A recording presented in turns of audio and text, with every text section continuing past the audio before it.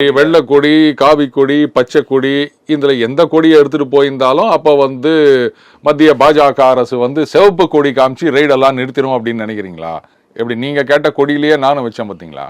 இப்போ இதை இந்த தரப்புல இருந்து சில பேர் சொல்றாங்க. அப்போ யோசிச்சு பாருங்க, நீங்க அதிமுகவுடன் கூட்டணியில் இருக்கின்றீர்கள். பாஜக அப்படி இருக்க சொல்ல திமுக போயிட்டு ஏதோ ஒரு டீல் பேசுறாங்க, அவங்க ஒத்துப்பாங்கன்னு நினைக்கிறாங்க அப்படின்னு சொன்னா உங்க கூட்டணி கட்சி மேலேயே நீங்க சந்தேகம் எழுப்புற மாதிரி இல்லையா? அப்ப இந்த மாதிரி தான் ஒரு அண்டர் ஹேண்ட் டீலிங்ல பாஜக நடந்துட்டு இருக்கு அப்படின்னு நீங்க சொல்றீங்களா? பாஜக தலைவர்கள் சில பேர் சொல்றதையுமே என்னால ஏத்துக்க முடியல. எப்படிங்க இந்த மாதிரிலாம் பேசுறீங்க? நாங்க பார்ட்டி வித் டிஃபரன்ஸ்.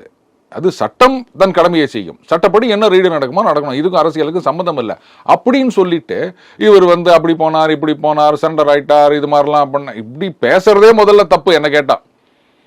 அது மற்றவங்க சொல்லட்டும், ஆனா இவங்க இந்த மாதிரி சொல்லக்கூடாது. அடுத்தது இதுக்கும் அதுக்கும் சம்பந்தம் இருக்கா அப்படின்னு சொன்னா அகைன் இந்த மாதிரி ஹேஷியங்கள் விளையாட்டுக்குள்ள நான் வரல.